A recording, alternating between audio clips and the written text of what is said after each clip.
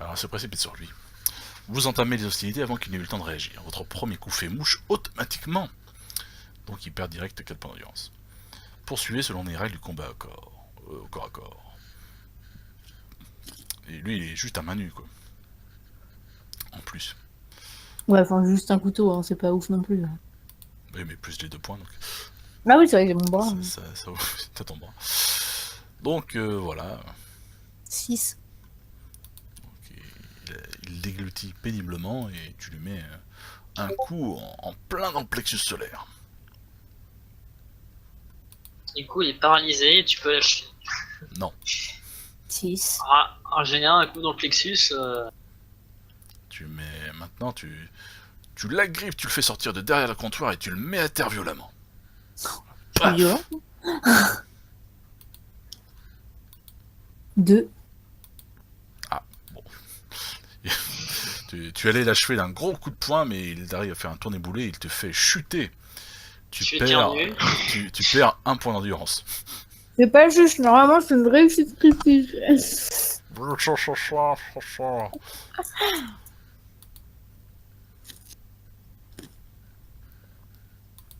9. Mais il n'a pas le temps d'en placer une autre. Tu lui mets un coup de Tu pied là lâches. où, tu lui mets un coup de pied là où ça fait mal et c'est fini. C'est la fin du game. Vous approchez du corps. Une fouille rapide vous permet de trouver un téléphone portable allumé et parfaitement opérationnel. Ah. Oui, bon, ça, c'est déjà de toute façon. Non, Voilà. Voilà. Arrière-bâtiment, les murs, on s'en fout. Les étages inférieurs, t'as pas l'œil optique. Et là, la lampe torche du garde, elle est oubliée. Donc, bah, il n'y a qu'à. T'as qu'à monter quoi. Il y a qu'à monter, quoi, hein, de toute façon. A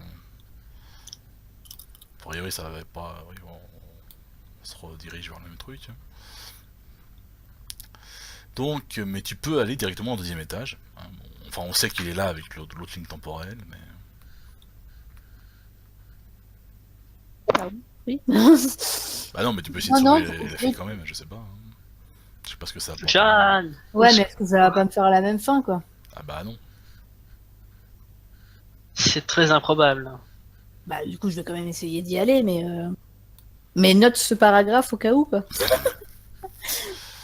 Donc tu peux, bon, on a vu qu'inspecter dans la pièce, ça sert seulement si tu as un œil nocturne, donc bon, là ça sert à rien.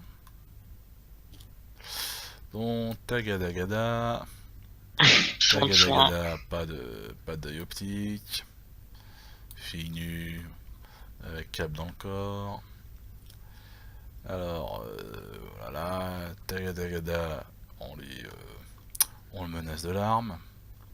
Remarque non, t'es pas obligé de le menacer parce que, enfin, entre guillemets, c'est pas la cible à sauver, donc. Enfin, si, tu peux quand même plutôt.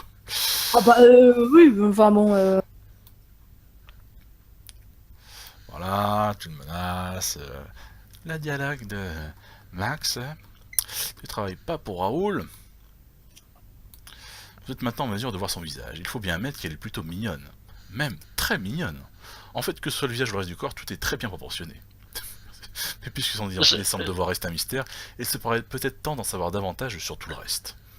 Alors, Je sens que ça va être très sale. on se rince Enfin, très l'œil sale. pendant qu'on y est. Hein. Oui, bah j'aurais pu penser qu'on n'est pas forcément un mec hein, quand on joue par contre. Oula. Ah ouais, mais attends. Attends, on a déjà eu ce truc. Oui, non, en fait. Ok. Oui, non, on a déjà eu voilà, quand Max raconte un peu ce qu'il fait là, quoi. Donc là, il n'y a pas de différence en fait. Par contre, on travaille toujours pas pour Raoul. Ouais, alors attends, comment ça se passe? Ok. Elle semble encore bien shootée, parvient pas à se redresser, voilà. Donc pareil, hein, tu sais, qu'est-ce qui se passe dans son ventre, machin.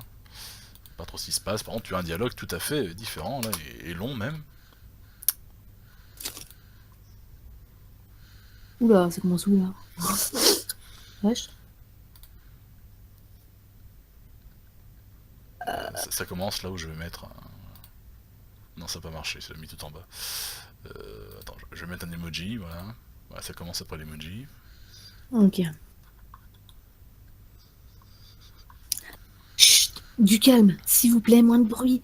Écoutez, voilà ce que vous allez faire. Vous allez rester ici tranquillement quelques minutes, le temps de récupérer un peu, et ensuite vous allez quitter cette pièce, marcher droit devant. La porte du fond donne sur un escalier. Là, vous descendrez un étage et vous passez. Passez? Passerai. Ah, attends, je me suis perdue là. Ah oui. Vous passerez alors la porte que vous trouverez. Vous vous retrouverez dans une pharmacie qui donnera sur la rue. Sortez de ce bâtiment le plus rapidement possible. Trouvez-vous une plante quelque part, faites-vous oublier. Vous pouvez faire ça? La panique qui est en train de remplacer la surprise dans son regard, quelques larmes commencent à couler le long de son visage. Sa voix devient pleurante. S'il vous plaît, dites-moi ce qui est arrivé.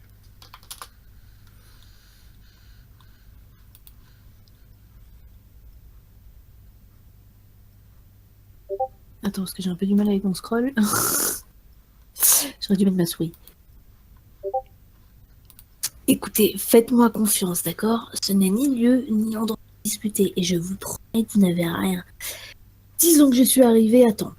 Ce type par terre vous a ouvert le ventre, et dans quelques jours, tout ceci ne ressemblera qu'à un mauvais cauchemar. Pour le moment, le plus important est que vous puissiez filer avant que ses petits copains s'aperçoivent de quelque chose.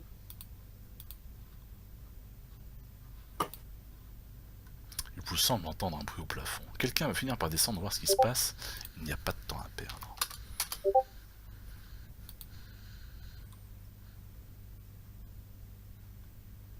Bon, je passe devant, je vais essayer de les retarder. Dès que vous le pouvez, vous quittez les lieux comme je vous l'ai indiqué. Ça va aller? Elle semble retrouver son calme et hoche la tête. Oui. Arme à la main, vous sortez de la pièce. Quelques instants plus tard, vous retrouvez l'escalier. Qu'allez-vous faire à présent? Vous montez au deuxième et vous prenez la porte de droite. Vous montez au deuxième et vous prenez la porte de gauche. Vous montez au troisième et vous fouillez l'étage pour tenter de découvrir le responsable de tout ça. Ah, je vais aller au deuxième. Gauche? Gauche. En croquant la pomme. Tout à fait, oui. Vous vous rapprochez de la porte de gauche. On entend distinctement 4 ou 5 personnes discuter. Et ce type-là, le tueur qu'ils ont engagé, vous avez des infos? Ne t'inquiète pas. Encore un gamin qui se prend pour un caïd parce qu'on lui a filé un gros pétard. Ouais, je serais plus tranquille quand on aura quitté cette ruine. Ah, c'est vrai que stratégiquement ici, c'est pas vraiment terrible comme position. Robert finit de rassembler ses affaires, on se casse. Il paraît qu'ils ont intercepté un signal de localisation.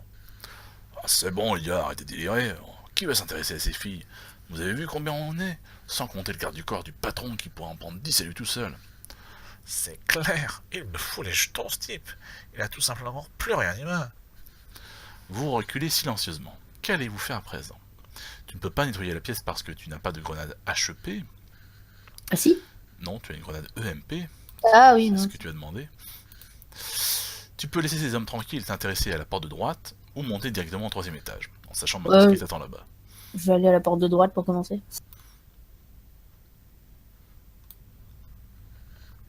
Vous approchez silencieusement de la porte, mais vous n'entendez rien de particulier. Discrètement, vous poussez l'un des battants, il fait sombre à l'intérieur. Vous distinguez une sorte de couloir et il semble y avoir d'autres portes au loin. Allez-vous vous aventurer dans ce couloir ou préférez-vous faire demi-tour pour aller au troisième étage? Bah non, je vais continuer d'explorer, hein. Tant qu'à être là.